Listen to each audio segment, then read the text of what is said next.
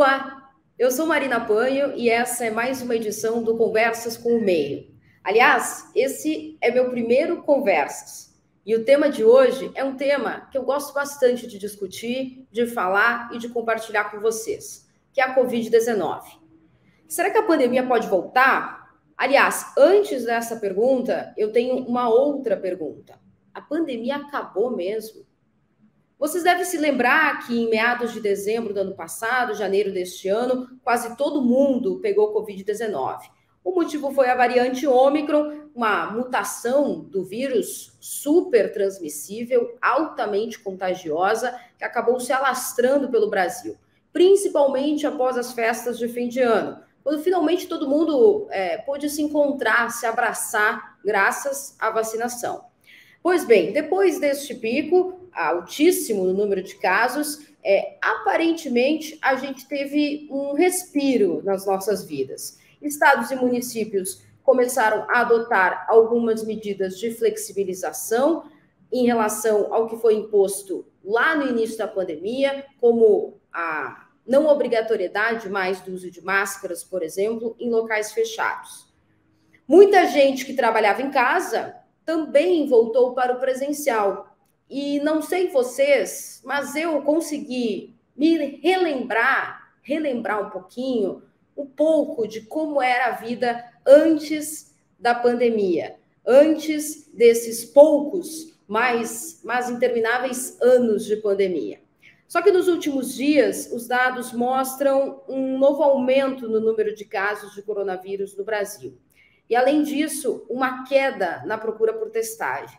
E isso acende um sinal de alerta entre os especialistas. Ao mesmo tempo, em Brasília, na capital federal, o Ministério da Saúde recentemente colocou um fim na chamada situação de emergência pública, que lá em 2020 impôs uma série de regras para o controle da doença, como o próprio uso de máscaras, por exemplo. Também permitiu que o governo fizesse compras sem licitação e utilizasse remédios e vacinas de forma emergencial. A partir de agora, então, as regras começam a cair uma a uma, dependendo dos prazos estabelecidos pelo governo ou pela própria Anvisa, Agência Nacional de Vigilância Sanitária. Mas será que esse é o caminho correto? Será que não é muito cedo? Ou seria esse o melhor momento que estamos vivendo no contexto pandêmico desde março de 2020. Para ajudar a entender o real cenário hoje da pandemia no Brasil, o Conversas de hoje recebe a médica infectologista doutora Luana Araújo e também o coordenador da Rede Análise Covid, Isaac Schwartzalp.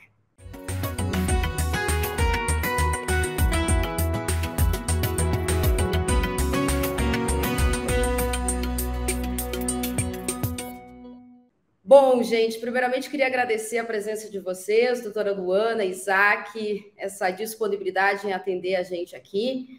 E para começo de conversa, nos últimos dias, pelo menos na minha bolha da internet e até em relação a amigos próximos, muita gente está sendo diagnosticada com Covid-19. Muita gente já com 2 doses, 3 doses, todo mundo bem, isolado, com sintomas leves, mas com o diagnóstico da doença. Então, queria começar o Conversas de hoje com a doutora Luana. Como, doutora, você avalia o cenário hoje da Covid-19 aqui no Brasil? Bom, Marina, primeiro, obrigada por me receber aqui. Um prazer reencontrá-la, fico feliz. Com relação à questão da Covid, isso não é uma percepção só da sua bolha, não é uma percepção observatória, né, única e exclusivamente. A gente está vendo mesmo um aumento bastante importante, o que parece ser uma nova curva, se a gente plotar esses números que a gente tem nesse momento, em vários locais do país, e a gente sabe que esse número é um número subnotificado, uma vez que a gente tem muitas dificuldades de notificação hoje, quer seja porque o sistema privado, principalmente farmácias, estão com dificuldade ou já não fazem a notificação como deveriam, seja porque o autoteste está disponível e o autoteste não é notificável, seja porque as pessoas estão deixando isso acontecer uma vez que a gente está chegando no inverno e é natural que exista a circulação de outros vírus respiratórios, então acaba confundindo e andando. Quer dizer, O que a gente está vendo é o aumento expressivo do número de casos no Brasil, que até este momento, felizmente, não tem se traduzido num momento importante de internações hospitalares. Mas a gente vê isso acontecendo em outros lugares do mundo. Então, a gente precisa ter muita atenção, porque a gente tem pessoas já com terceira dose vencendo num período, digamos assim, né, 6 meses vencendo da terceira dose, e a gente sabe que, teoricamente, essa proteção pode cair a partir desse momento. Então, a gente junta todas essas peças epidemiológicas e dá para entender exatamente por que a gente está passando por isso agora. Bom, para ver se de fato a curva está subindo ou não, a gente trouxe nessa conversa também o Isaac, porque eu falo, doutora, que ele é o cara dos dados. Quem segue o Isaac no Twitter fica impressionado com as threads, com as informações, os números e os gráficos que você coloca, Isaac, porque a rede análise Covid surgiu justamente para fazer esse monitoramento.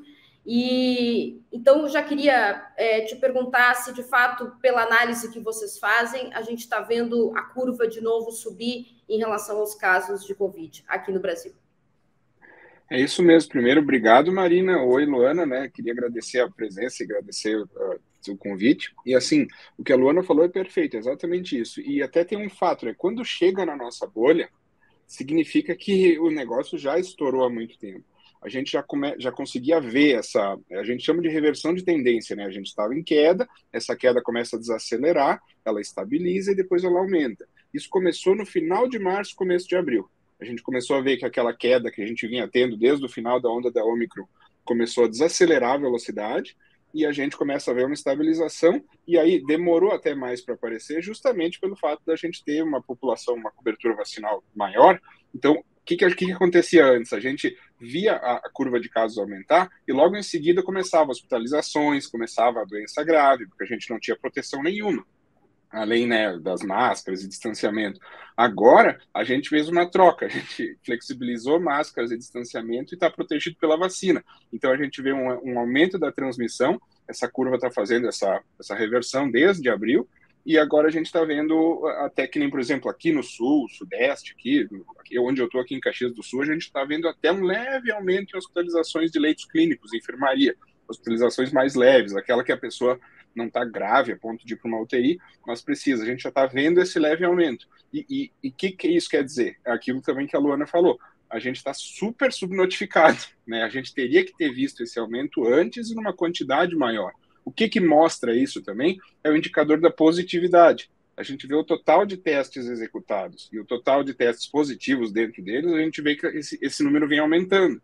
A gente olha, o total de testes reduziu, a positividade aumentou e o número de casos e confirmados nas nossas bolhas, né, acabam aumentando. Quando a gente junta tudo isso, a gente crava, né, que a gente está vendo, sim, um aumento, e a gente torce para que que a proteção das vacinas continue para doença grave, para óbito, porque a gente está vendo, né, e que nem a Luana também mencionou muito bem, outras variantes surgindo em outros locais do mundo que tem um escape imune maior, né, sublinhagens da Ômicron.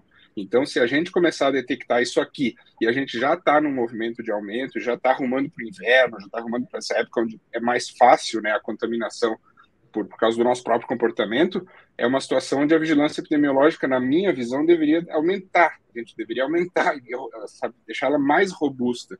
E não, tá tudo bem, as pessoas estão vacinadas, então toca o barco. Eu tenho muito receio disso. E se eu puder complementar, Marina, uma coisa que é super importante, o Isaac tocou num ponto fenomenal, que é a questão da vigilância. A gente não consegue prever o caminho de uma pandemia se a gente não tem dados para entender como é que ela está. Então, se a gente não enxerga, a gente não antevê. É ainda mais complicado. Se a gente faz menos diagnósticos, a gente tem menos condição de ter amostras, inclusive, para a própria vigilância epidemiológica, vigilância genômica, né, propriamente dita. Então, a gente fica ainda mais no escuro nesse sentido. E uma outra coisa que ele trouxe que é super importante é a gente confiar única e exclusivamente na proteção vacinal. Lembro que a gente tem uma população enorme nesse país não vacinada de forma completa e, pior, tem uma grande proporção que é das crianças que não tem vacinação nenhuma, e aquelas que são elegíveis também estão em situação difícil, porque os pais não levaram, isso não está aumentando da maneira como deveria. Então, não é só uma questão de entender que a gente corre o risco de aumentar a questão da hospitalização, mas é também entender que essa hospitalização pode ser bastante direcionada para grupos que a gente historicamente atende mal. Por exemplo, a população pediátrica. Então, isso tudo é muito sério.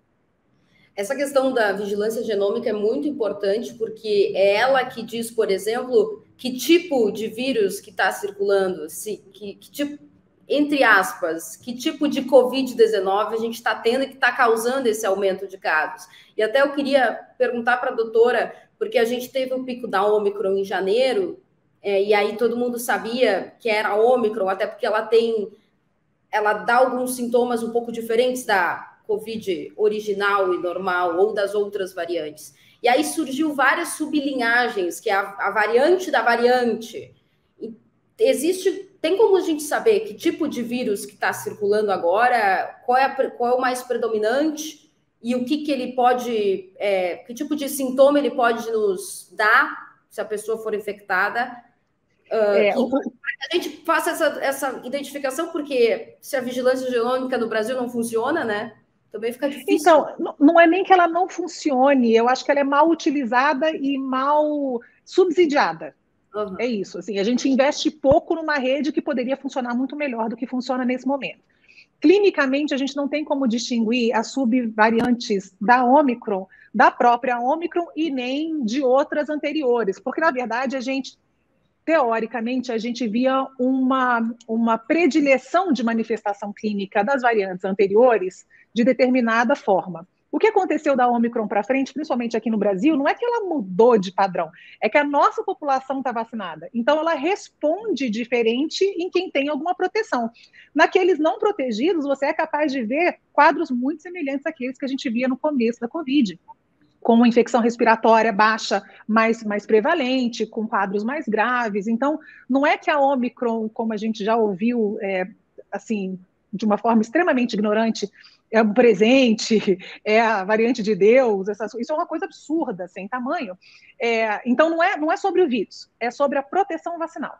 E por que esse é um problema ou uma coisa que a gente precisa ficar em alerta? Porque a gente sabe que a proteção vacinal, o que ela faz? Ela não só ensina o nosso corpo a se defender, ela mantém essa proteção alerta o tempo inteiro. Por isso que a gente faz múltiplas doses vacinais, para poder manter esse exército sob resposta rápida. Depois de um tempo, o nosso corpo continua sabendo lidar com a doença, mas essa resposta rápida, ela cai. Então, nas populações mais vulneráveis, como idosos, imunossuprimidos e crianças, isso fica um pouco mais complicado, porque você precisa que esse sistema imunológico responda rapidamente. E aí, com isso, se não responde rapidamente, você tem maior chance de lidar com isso que o Isaac está falando, quer dizer, aumenta o número de casos de hospitalização, não necessariamente gravíssimas, mas está lá. Só que essa que está lá em alguém que já é, digamos, diabético, hipertenso, paciente oncológico, pode ser a gota d'água. Então, a gente não pode dar chance a isso.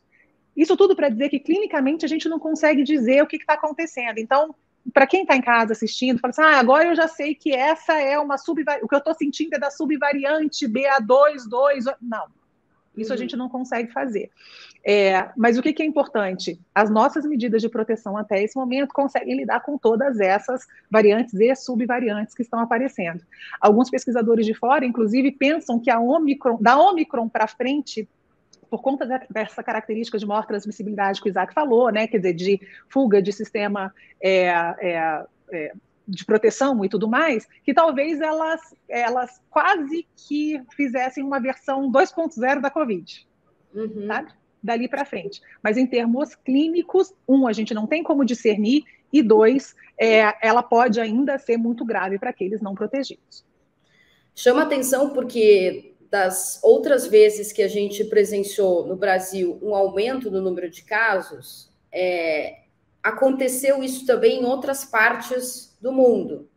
Geralmente sai do Oriente, vem para a Europa, o Ocidente, aí vem para Estados Unidos, América do Sul. Foi esse caminho que a gente viu no mapa mundi, assim, do vírus circulando. E agora, no Oriente, a gente está tendo 2 casos que, confesso para vocês que me chamam muita atenção, que é na China, em Xangai, principalmente em Xangai, mas em Pequim também, com medidas muito duras de lockdown completo, algumas pessoas dizem que na China está acontecendo agora o maior surto já visto desde o surgimento, né, quando o vírus começou a circular em 2019, 2020. Na Coreia do Norte, é uma incerteza, porque lá é um caso à parte no mundo, né, em relação ao governo, mas começou a se reportar também este aumento no número de casos, que pode ser Covid, o governo diz que não, mas a gente não sabe ainda, né? Mas é uma doença respiratória. O que está acontecendo lá? E aí eu queria que o Isaac falasse um pouquinho dos dados para a gente, e o que a gente pode esperar para cá? Vai acontecer talvez este caminho que a gente viu em outros momentos de aumento de casos? Na verdade, tu leu minha mente quando tu fez essa pergunta, porque era justamente esse o exemplo que eu ia usar para mostrar o que a Luana falou. O que acontece sobre o clinicamente a gente não conseguir notar? Quando a gente pega Hong Kong, por exemplo, que foi um dos primeiros casos que a gente teve essa onda, eu vi que começou a ter casos, né, com Ômicron e óbitos, assim, mais do que o normal. Aí eu olhei lá, população vacinada, 65%, 70%, aquele índice mais ou menos que a gente vê, eu disse, não, tem alguma coisa. Aí eu abri por faixa etária. Quando eu abri por faixa etária, eu percebi uma diferença crucial entre nós, por exemplo, aqui no Brasil, e eles lá. A gente, os mesmos 70% estão divididos assim, aqui no Brasil, quase 100% dos idosos vacinados e os jovens um pouco menos. Lá, quase 100% dos jovens vacinados e os idosos com 30%, 25% da população idosa vacinada. O que aconteceu? Os mesmos sintomas, os mesmos problemas, os mesmos hospitais lotados, mortes, a curva absurdamente alta, com a variante Ômicron, da mesma forma que era desde a original de Wuhan, Alfa, Beta, Gama, Delta, enfim. Né? Esse exemplo ali, e justamente o que a gente vê lá?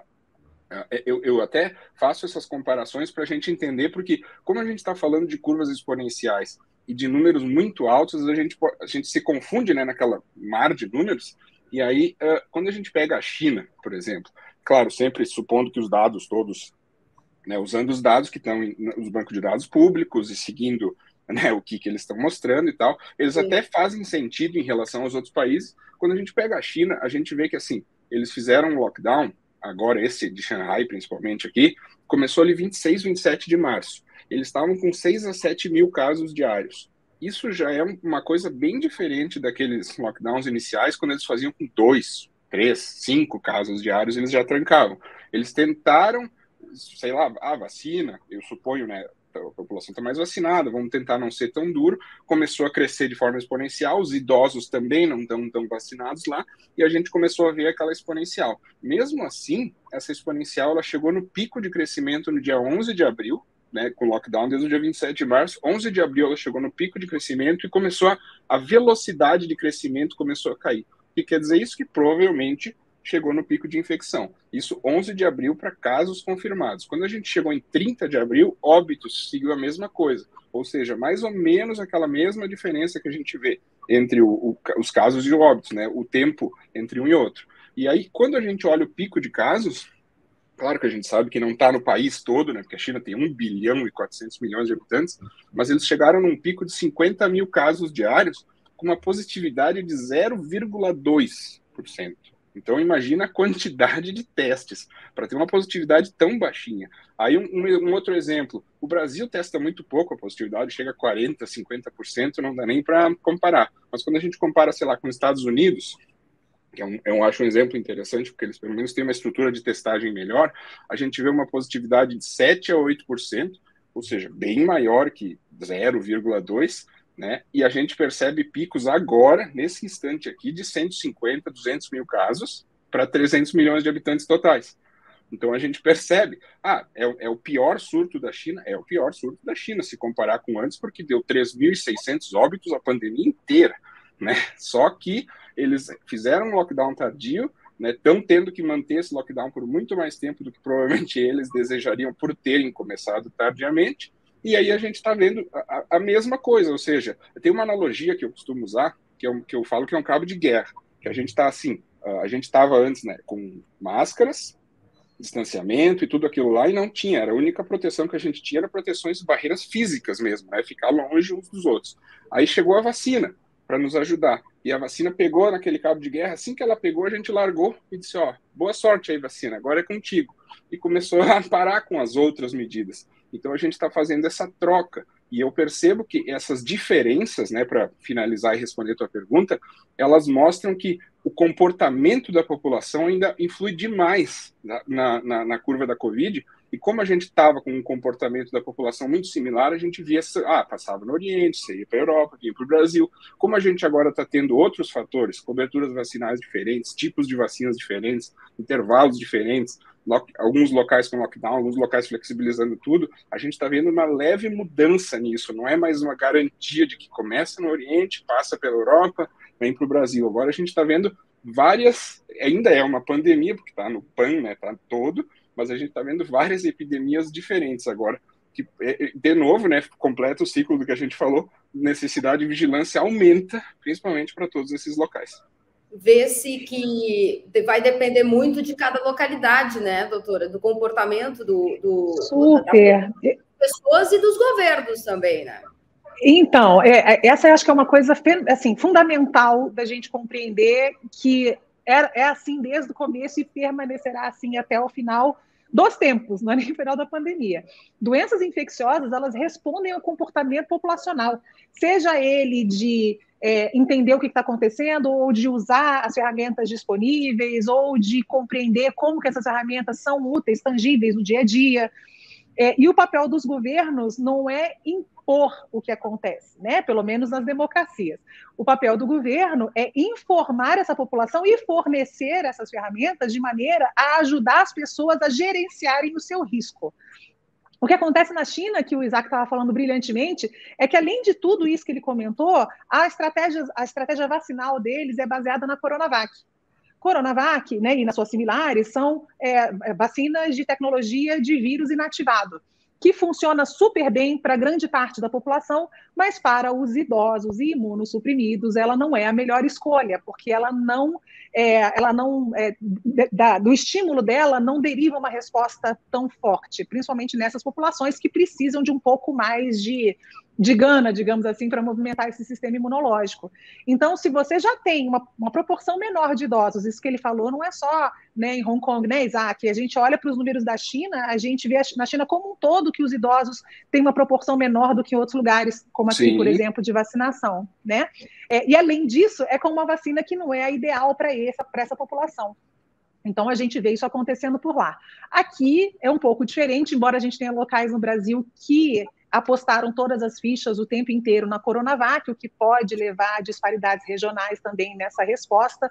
Mas o fato é que, se governos não compreenderem que o papel deles é gerenciar a oferta de ferramentas e ser transparente e educativo no uso dessas ferramentas para as pessoas, a pandemia vai continuar, teoricamente, ou descontrolada ou com uma duração muito maior do que a gente gostaria que ela tivesse.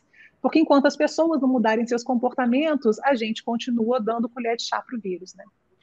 Pois é, mas aí, se a gente analisar, pelo menos na minha visão, por parte dos governos, e aí eu falo de uma maneira global, federal, estados e municípios, eu não vejo tanto uma certa preocupação hoje dessas autoridades em relação ao cenário atual, né? Até recentemente, em Brasília, a gente teve uma canetada do ministro da Saúde, Marcelo Queiroga, derrubando o fim da emergência em saúde pública, que não era o que o presidente Jair Bolsonaro gostaria, que era declarar o fim da pandemia, até porque, contando um pouquinho de bastidor, o Queiroga teve que avisar para o Bolsonaro que não é de competência do ministro da Saúde, né, fazer isso, e sim derrubar uma legislação, aí tudo bem.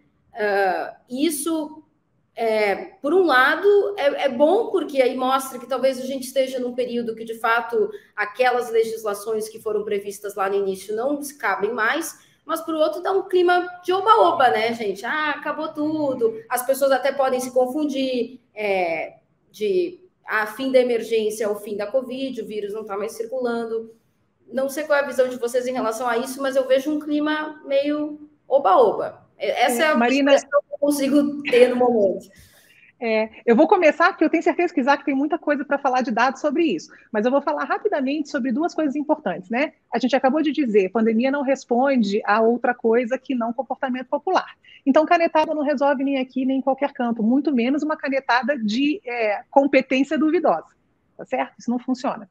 A segunda coisa é, de fato, a mensagem que isso mostra, né, que isso passa para as pessoas.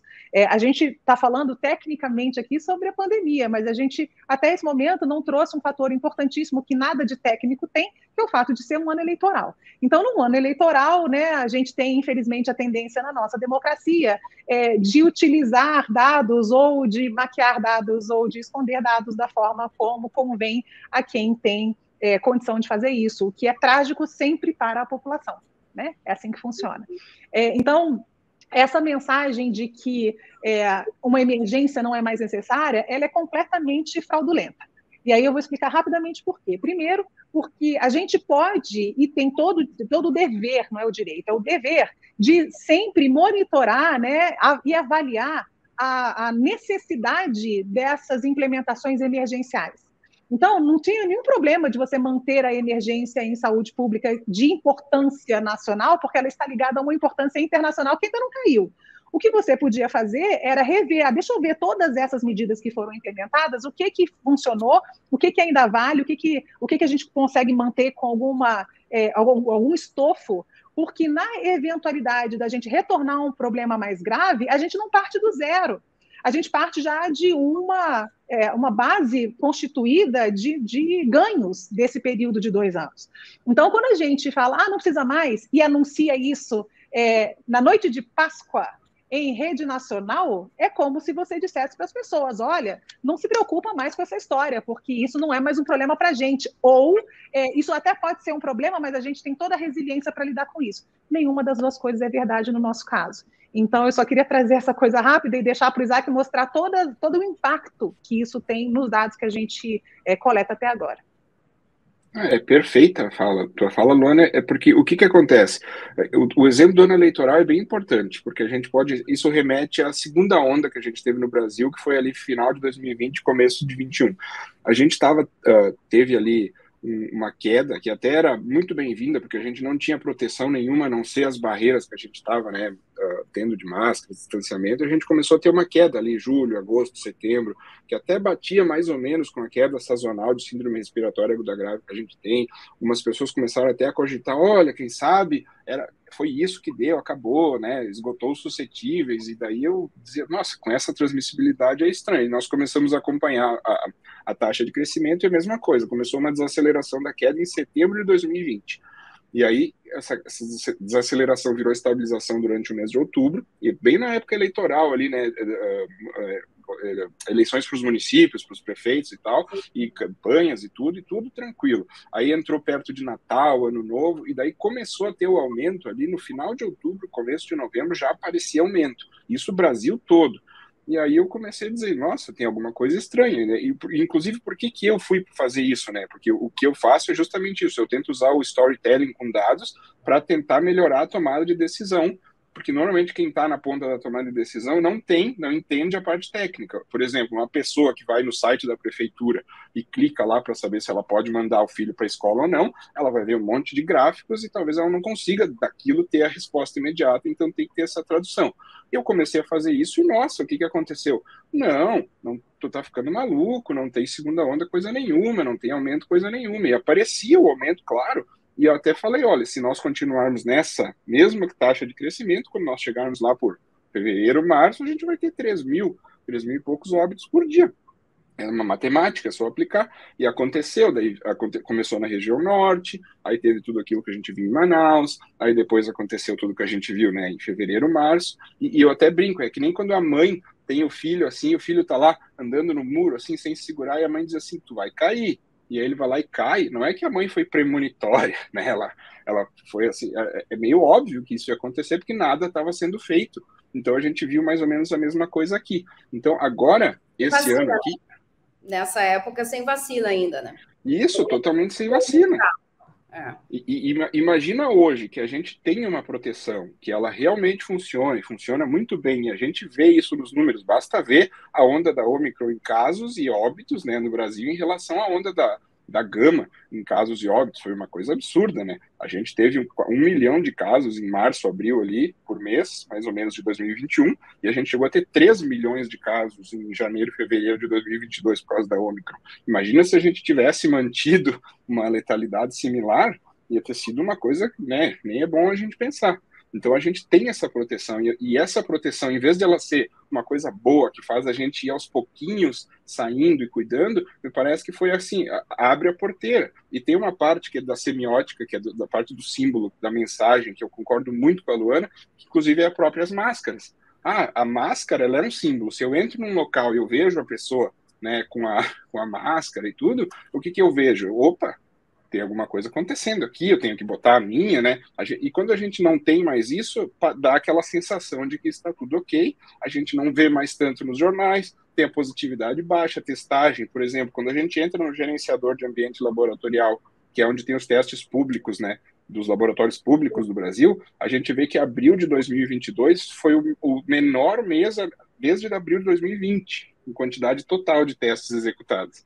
Significa que a gente está testando menos, então a gente está detectando menos e pode estar, eu torço para que não, até porque aqui na Madeira, para que nós não tenhamos algo silencioso acontecendo, porque a gente reduziu a vigilância, né, e está passando a mensagem de que, 100%, pode seguir o barco, que está tudo ok, não está 100%, a gente vê isso principalmente quando a gente dá uma olhadinha ao redor, né. Não vou ser hipócrita com vocês, mas essa questão das máscaras que você citou, quando tu vê alguém de máscara, tu nota que alguma coisa está acontecendo, eu confesso para vocês que eu estava começando a ir na academia, que é um lugar fechado sem máscara, e eu já comecei nos últimos dias, eu já venho colocando a máscara. Pelo menos na rua eu ando sem, mas quando eu entro na academia, eu coloco. E aí, ontem mesmo, domingo, eu entrei no metrô, aqui em São Paulo, e aí no metrô o uso de máscara é obrigatório no transporte público aqui em São Paulo. E aí me chamou a atenção, assim, porque eu disse, gente, está todo mundo usando máscara. Ou seja, alguma coisa ainda está acontecendo. Então, até as próprias pessoas também podem dar este sinal, né? Seja se você está com medo ou se você acha que é o correto, pode usar máscara. Como também algumas pessoas dizem, não, porque tem também essas pessoas que dizem, não, eu não vou pegar, então eu não vou usar máscara. Esses sinais que talvez não venham dos governos, mas pode vir da gente, né? Das pessoas. Mas isso que a gente chama gerenciamento pessoal de risco. Isso não tem que vir do governo, né? O governo ele tem que, de novo, prover as pessoas com as informações corretas. E as pessoas têm que entender qual é o seu risco pessoal. Se você é imunossuprimido, se você é idoso, ou se você é criança, ou se você convive com populações desse nível, é claro que você deveria manter alguma proteção um pouco mais acurada. A gente não está, como o Isaac acabou de falar, a gente não está no momento em que fala, não tem mais circulação, ou a gente já domina tudo que o vírus pode fazer. Porque tem um grande problema. A gente costuma lidar com indicadores relativos à gravidade da pandemia em termos agudos. Quer dizer, número de casos, número de internações, número de óbitos. São coisas agudas, complicações agudas que acontecem a partir da doença. Mas a gente está vendo, desde o começo da pandemia, que o problema da Covid não se resume a questões agudas. A gente tem pacientes crônicos tendo uma progressão mais rápida das suas doenças por conta da inflamação gerada pelo vírus. A gente tem, por exemplo, né, algumas relações que não eram exatamente comuns anteriormente. Então, por exemplo, pacientes com doenças neurodegenerativas, Parkinson, Alzheimer, progredindo de maneira mais acelerada porque foram infectados com o coronavírus.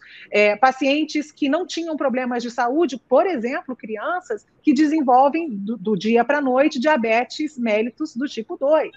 Quer dizer, uma interação entre doença crônica e doença transmissível que não era exatamente tão comum para a gente e está se tornando comum. Agora a gente tem a hepatite misteriosa exatamente isso. Que não parece mais ser tão misteriosa assim. Isso é super importante. Então, assim, a gente tem informações sobre ela, que a gente tem uma detecção viral associada a adenovírus e a coronavírus nesses casos. Adenovírus é um vírus super comum em criança, é o vírus desses vírus respiratórios que quando a gente manda a criança para a escola, ela volta com o nariz escorrendo, molinha e vai embora. Esse vírus não é associado a hepatites, nunca foi. Então, para ser ele, precisava que ele tivesse uma mudança muito grande no perfil de patogenicidade dele. o que também não parece ser o caso. Quando a gente olha para o fígado das crianças que foram biopsiadas, né, nesses quadros mais graves, a gente também não encontra partícula viral ali na história. Então, não é um ataque viral direto nisso tudo. O que parece estar acontecendo é uma interação entre o coronavírus e o adenovírus, gerando uma situação imunológica que leva a um dano hepático maior, ou simplesmente do próprio coronavírus, que a gente sabe que faz alteração hepática nos casos, mesmo casos leves em adultos, a gente viu muito isso acontecer. Então, por que eu estou falando disso tudo? Porque a gente tem consequências outras da Covid que não necessariamente são agudas, e a gente ainda está por descobrir todas as mazelas imunológicas que ela pode causar na gente, que deveriam justificar não uma obrigatoriedade absoluta do uso de máscara, mas uma transparência nessa informação. Olha, a gente ainda não sabe, está descobrindo isso, então, já que a gente está descobrindo isso, como o Isaac falou, o exemplo da criança no muro, olha, é melhor, então, a gente ser um pouco mais conservador nessa história. Então, sim, usar no transporte público, sim, usar nas escolas, não cabe na minha cabeça que escola não seja um local obrigatório de máscara, já que as crianças não estão vacinadas na sua maioria, né, nos locais onde há uma circulação maior de pessoas, principalmente de idosos ou de pacientes. Então, essa resposta, ela precisa ser modulada de uma maneira bastante dinâmica, relativa às informações que a gente vai conquistando. Infelizmente, a gente responde parecendo que é uma maneira estática. Ah, é assim, e foi assim, e acabou assim. É de uma arrogância sem tamanho. No final das contas, quem sempre paga o pato é a população, e isso é muito grave de se ver. Com certeza. E vira até uma espécie de banalização do vírus. É importante a gente falar que existe a Covid e existe também a pós-Covid, que é um reflexo que já está tendo também no sistema de saúde de pessoas com sequelas depois de terem contraído o vírus, seja sequelas no sistema nervoso, né, no cérebro, ou em outros lugares. Tem essa questão... Saúde mental, né, Marina? Saúde mental, que é um problema gravíssimo, a gente não tem um sistema que absorva isso com tranquilidade. A gente tem impactos em inteligência que já foram medidos, a gente tem impacto em casos como, por exemplo, de saúde mental, ansiedade, depressão, a gente tem impactos em outros órgãos, como a gente estava falando há pouco, tanto cardíacos, aumentando o número de hipertensos, que vão causar outros problemas lá para frente, assim como diabéticos. Quer dizer, é muito cognitivamente restrito você lidar com gestão em saúde pública quando você tem uma população cuja proteção neste momento pode ser mais aumentada, mas, de novo, a proteção da vacina é uma proteção flutuante, por isso que a gente faz essas novas doses para essas populações. Enfim, é muito pequeno, muito restrito, muito pouco competente lidar com a gestão de saúde pública de uma crise desse tamanho de uma maneira tão curta na sua visão. Acho que é isso. O sistema de saúde... Eu só queria apontar uma coisa que eu acho super importante, que é sobre a pós-Covid, ali que tu disseste. A gente está num momento onde a gente pode usar aquela lei dos grandes números que a gente chama. Que o que acontece? Quando eu tenho um número muito grande, né, de casos e uma porcentagem muito pequena que poderia constituir raridade, mas eu tenho um número muito grande, eu acabo tendo um número absoluto muito grande. Então, a gente, nossa, pós-Covid é rara, síndrome inflamatória multissistêmica pediátrica é rara. Só que se eu infectar todas as crianças do Brasil, né, eu vou ter um pequeno percentual delas com isso, e esse pequeno percentual ainda vai dar um número absoluto muito maior do que tudo que a gente vinha tendo até aqui. Acho que esse é só um ponto muito importante. Queria perguntar para a doutora se o sistema de saúde brasileiro hoje, seja público ou privado, está preparado para absorver esses problemas de saúde, como é o caso, por exemplo, dessas crianças que estão desenvolvendo essas inflamações no fígado, hepatites, enfim, ou até essa questão também da saúde mental ou de outros problemas de uma maneira geral. Existe no Brasil, eu sei, em alguns lugares, aqueles tipo centros de reabilitação pós-Covid, mas acho que o número deve ser muito baixo ainda, né? Bom, são duas coisas importantes, né? Com relação à reabilitação do pós-Covid, a gente não tem uma rede, não. A gente tem a rede de reabilitação, Não tem uma rede de reabilitação do Covid. A gente tem uma rede de reabilitação que pode ser manejada para absorver esses pacientes e lidar com isso. Mas, de novo, essas pessoas precisam, né, ser treinadas, quem trabalha lá. Precisa ser treinado para lidar com o pós-Covid, e essas informações precisam chegar de maneira clara, as ferramentas têm que estar disponíveis. Não é uma reabilitação como outras doenças, né, já conhecidas nossas. Então, essa é a primeira coisa. Com relação à absorção, não do pós-Covid, mas o tratamento propriamente dito dos pacientes nessas complicações, a gente não tem, não. Não tem. Quando a gente fala principalmente da população pediátrica, a nossa rede é extremamente desigual. Você fala de Sudeste e Sul, que é um mundo à parte nesse sentido, e que já tem uma grande deficiência em termos de número de leitos e de complexidade, de como é que isso está disponível, né, e distribuído pela rede geograficamente, só que ainda assim são os melhores locais. Mas se você olha para Centro-Oeste, Nordeste, Norte, você está deixando praticamente uma população inteira completamente à deriva.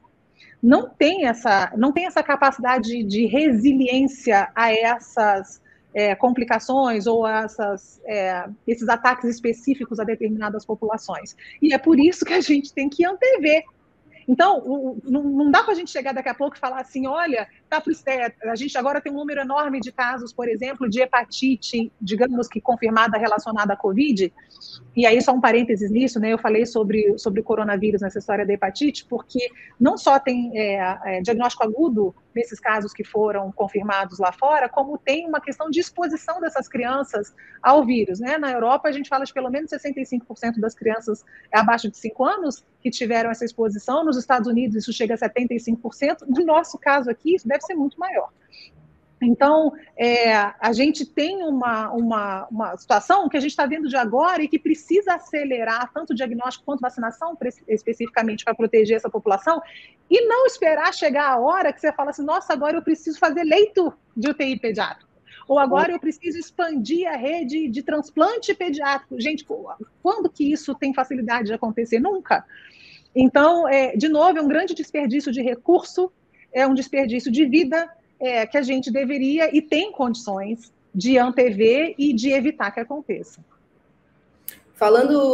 Entrando agora na esfera vacinação, eu tenho muitas dúvidas, Isaac e doutora Luana, sobre o futuro da vacinação. E até agora eu perguntei para várias pessoas e ninguém sabe me dizer ao certo. Inclusive, perguntei para integrantes do Ministério da Saúde e ninguém sabe dizer ao certo. Existe uma ideia por parte do governo de editar uma medida provisória para liberar a venda da vacina na rede privada, nas farmácias, por exemplo, que é o que tem, por exemplo, hoje com a vacina da influenza, que é a vacina da gripe.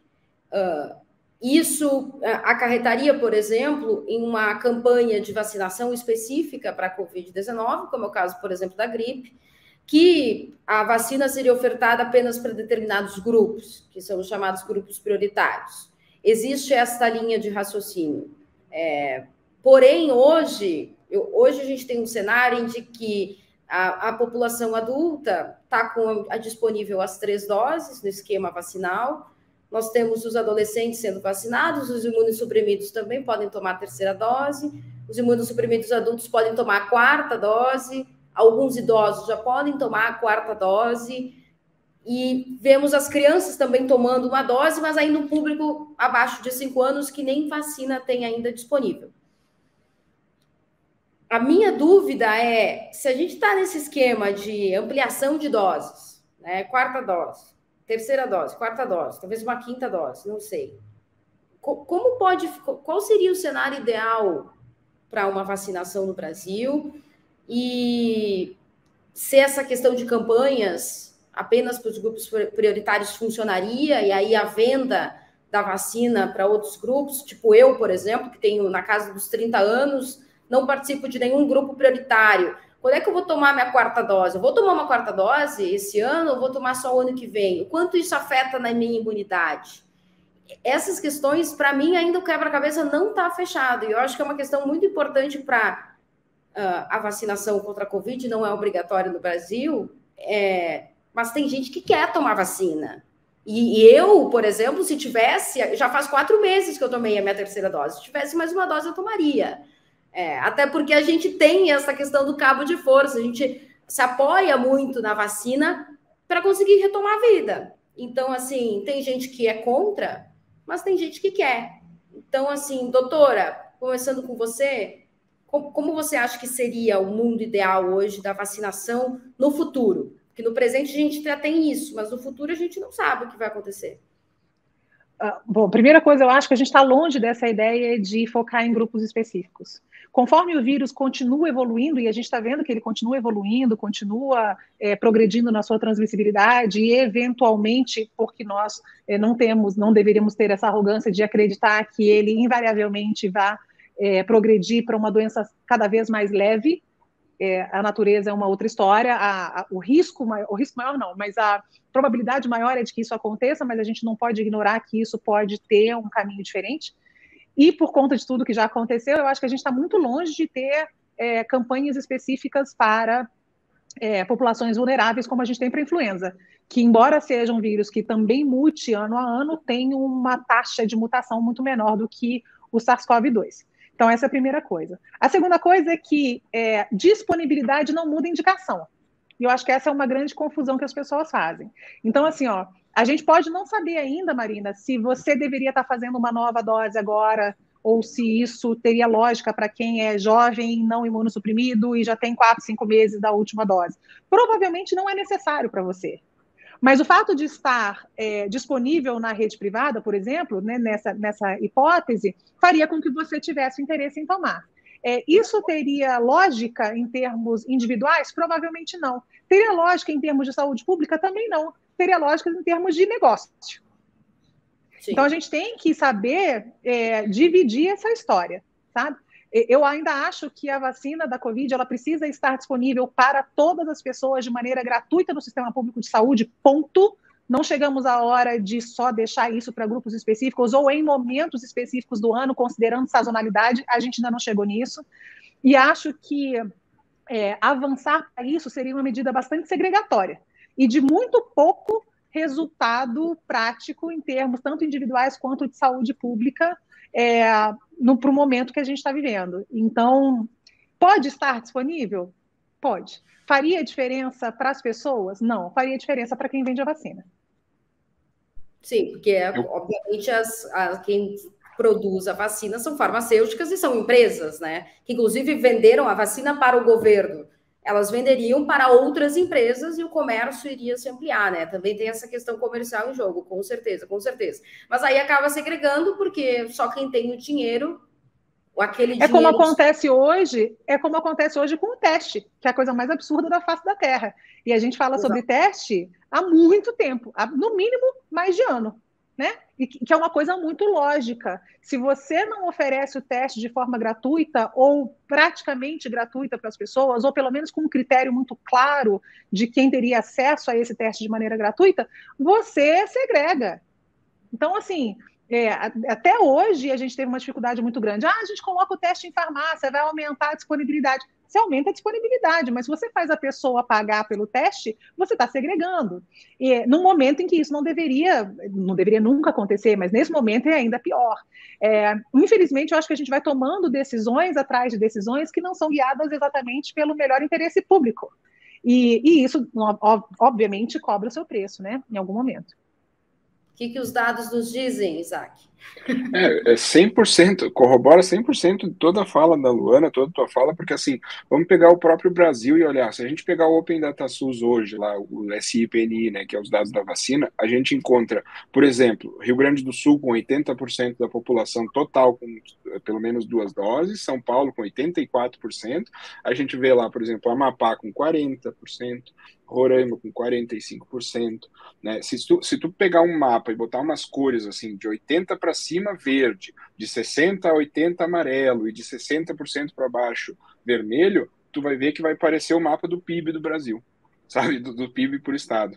Infelizmente, sabe? Ele vai bater com isso, porque tu vai ver a região norte, ali nordeste com menos, e daí vai subindo até o sul e sudeste, que foi a fala da doutora Luana anteriormente. E quando a gente percebe isso, a gente percebe que a gente tem uma etapa, uma no mínimo, né? Uma ou mais etapas antes de começar a falar em futuro, o que vai acontecer. Se eu tenho locais com nem metade da população total com 2 doses, que a gente sabe, né, que o sistema, a gente precisa tomar reforço e tudo, a gente está aprendendo conforme os estudos estão saindo, quer dizer que às vezes a pessoa me diz, mas como é que está a cobertura de terceira dose? Mas se para ter a terceira, eu preciso ter a segunda, né? Eu não consigo ter a terceira sem a segunda, e eu estou com uns 45%, 50%, aí tu pega esses mesmos estados, Amapá, Roraima, a gente está com 11%, 12% de terceira dose de cobertura. Aí quando tu faz a média, dá lá os 40% do Brasil, que já é baixíssimo, né? E mesmo assim a gente está ainda pensando, quem sabe a gente solta para o laboratório para, né, fazer na farmácia, não faz nenhum sentido isso. E o que outra coisa que eu acho super importante, a comunicação, que é de novo a fala que a gente estava conversando antes. A comunicação é muito importante para fazer a pessoa fazer esse gerenciamento de risco e perceber que ela tem que tomar a vacina, que ela tem que fazer isso. Se a gente não faz isso e disponibiliza a vacina, vai ter vacina assim, a pessoa vai abrir a gaveta, vai ter uma vacina, vai olhar, não vai ter uma vacina. Mas se ela não perceber que ela precisa tomar aquela vacina, não vai adiantar nada eu ter vacina em tudo que é lugar. Por exemplo, eu preciso mostrar e o que está fazendo, infelizmente, na minha visão, pelo menos é o que eu enxergo quando eu traço as curvas, é a emergência, sabe? Por exemplo, começou a aumentar as mortes um monte, daí vai lá, vamos dar mais uma dose para quem morre mais, que são os idosos, né? Começou assim, depois a gente percebeu, nossa, legal, aumenta a proteção, mas começou por causa daquela correria, né, porque a gente vê os dados aumentar. Eu sempre falo, casos são plantio e hospitalizações e óbitos são colheita. Se eu esperar a colheita para tomar decisão, não faz fazer sentido muito. Não, começou a aumentar os óbitos, vamos aumentar a vacina, vamos obrigar. Não faz sentido. Explica para as pessoas. Eu costumo dizer, é obrigatório escovar os dentes, é obrigatório tomar banho, não existe uma lei, né? Mas por que a gente faz todo dia? E sabe? Porque a gente aprendeu, né? Nos foi ensinado. Bom senso. Isso, que é bom, que faz sentido. Superpoder hoje. Sabe, que foi, né, olha só que legal, faz bem, melhora a saúde, né, é bom, faça porque é bom para ti, a pessoa sabe, é óbvio que é bom, ela vai lá e faz. Eu acho que falta muito isso, e a gente percebe nos dados porque a gente reage. A gente vê, nossa, queda de mobilidade da população, que é um dado muito importante, a gente percebe que a mobilidade cai 15 dias depois que os óbitos aumentam, o que não faz sentido, quer dizer que eu estou reagindo a uma colheita de uma coisa que eu já plantei lá atrás. Então, as vacinas, elas estão ainda nessa fase. A gente ainda não explicou para as pessoas que elas precisam plantar um futuro melhor, para daí, com esse futuro, a gente decidir, como é que a gente faz agora?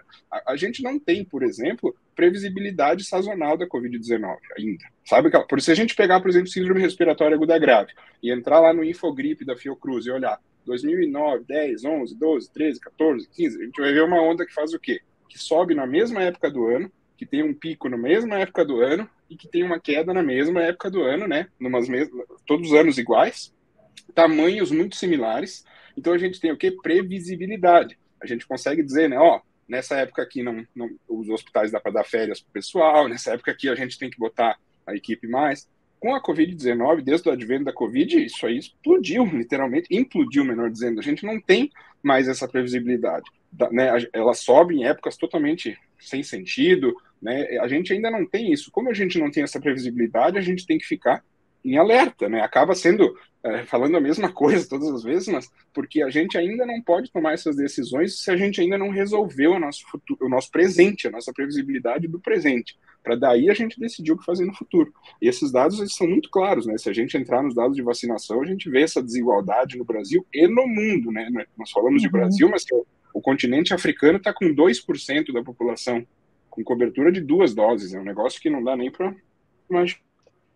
E tem um detalhe disso que o Isaac está falando, que é o seguinte, até os nossos indicadores estão errados. Porque se a indicação correta hoje é de 3 doses para os adultos, por que a gente ainda está usando indicador de 2 doses?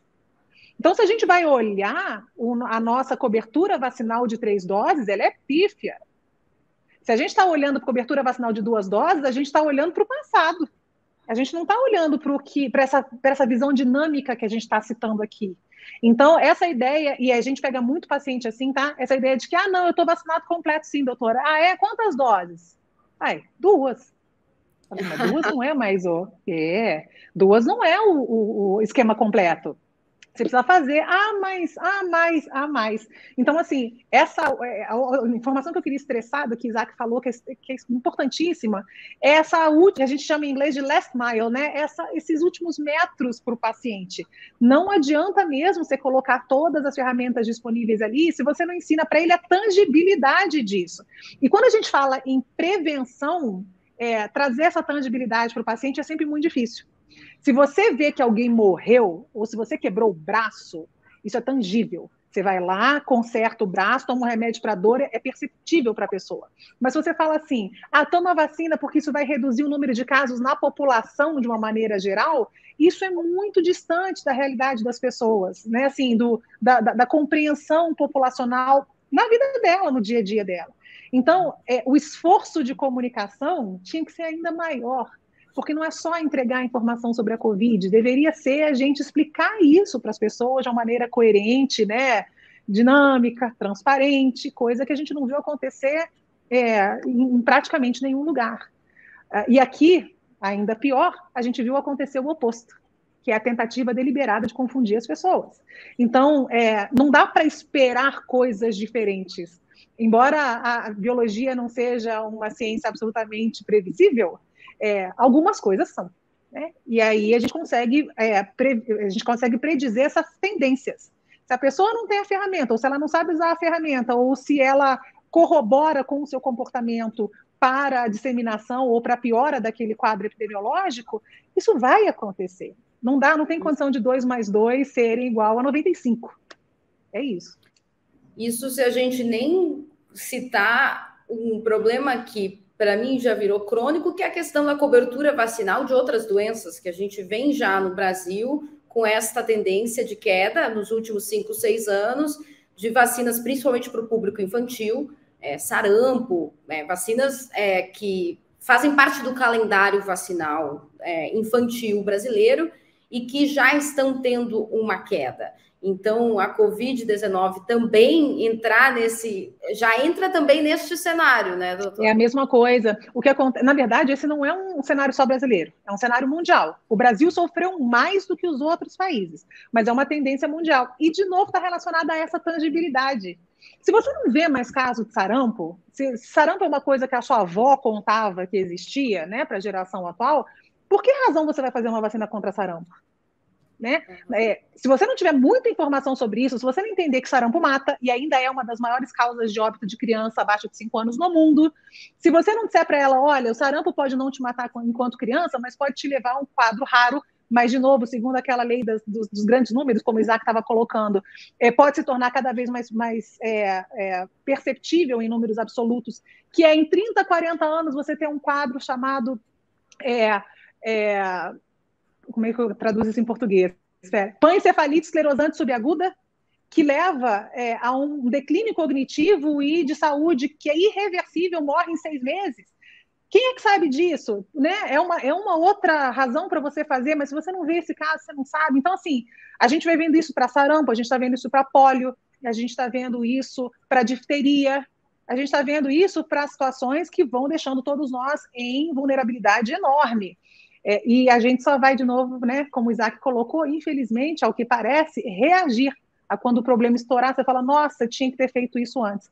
E a gente está perdendo, é uma sucessão de perdas de oportunidade, o que dói muito para quem trabalha com isso. Né?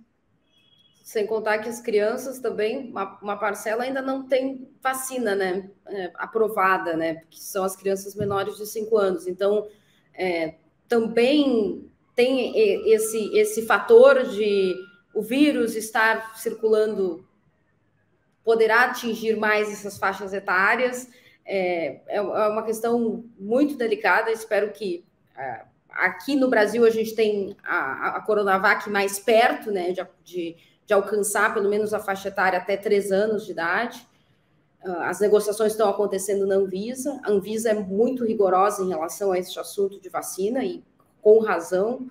Então, a gente vai acompanhar também o avanço da vacina para esses outros públicos, espero que em breve.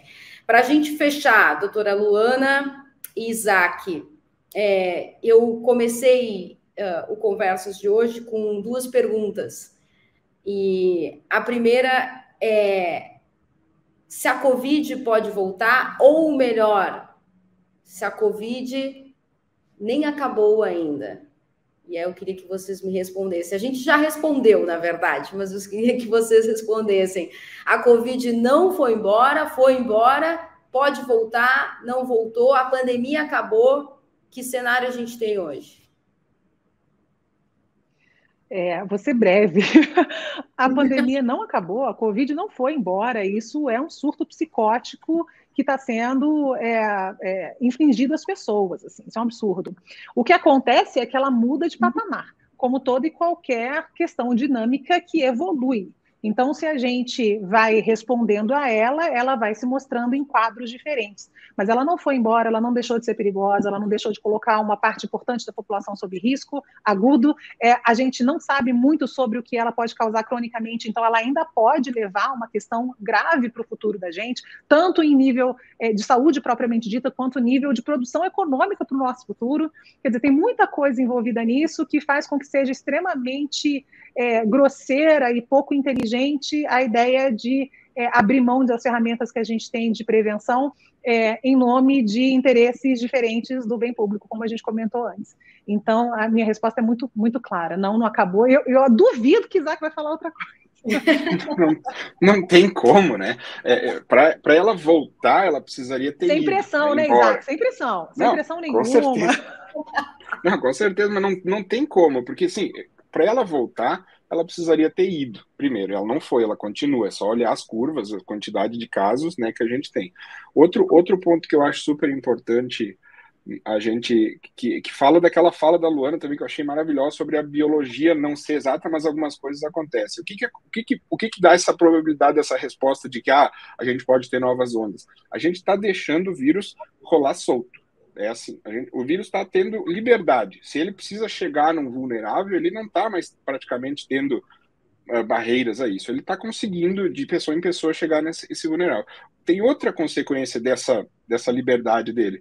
Ele tem liberdade para mutar, porque cada vez que ele infecta uma pessoa, ele se replica, e nessas várias replicações ele pode mutar, né, que é o normal, e nessas mutações ele pode gerar essas... Não só pode, como está gerando, né, essas sublinhagens podem causar novas ondas. A gente viu agora a BA.4 e a BA.5 serem promovidas a variantes de preocupação, né, que a gente chama de VOX lá. Por quê? Porque elas podem ter o potencial de causar novas ondas, tem um escape imune um pouco maior. O que causa o surgimento delas? O vírus tem a chance de poder se mutar. Por mais que, se a gente tivesse um controle muito melhor do que a gente tem, essa doença, esse vírus, ele já teria reservatórios em animais, por exemplo, ele já teria essa possibilidade. Não é uma coisa assim, se nós controlássemos... Então, imagina não controlando. Então, baseado nisso, só nessa informação, eu tenho mais segurança em dizer, sim, a gente pode ter outras ondas, a pandemia não acabou de maneira alguma, né? E principalmente o PAN, né, que eu uso, que é o todo, basta olhar. Se a gente entrar em qualquer desses dashboards, esses painéis de dados, né, o próprio nosso lá da rede análise, do Our Holding Data, qualquer um que quiser, e começa a clicar de país em país e vai dando uma olhada nas curvas, na positividade, na quantidade de casos. Tu não vai achar nenhum lugar, nem perto, que vai estar lá, olha, 1 mês, 2, tranquilo, sem nada. É uma oscilação, eu brinco, é quase uma senoide a curva de crescimento. Ela cresce, a gente toma algumas ações, ela para, muito antes dela chegar embaixo, a gente libera dessas ações, ela volta, e a gente olha, a gente está assim.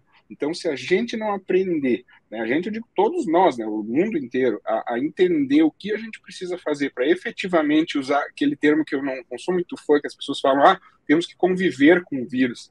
Mas conviver não é no sentido assim, beleza, deixa ele solto e quando der um problemão, aí a gente vê o que acontece. Isso não é conviver.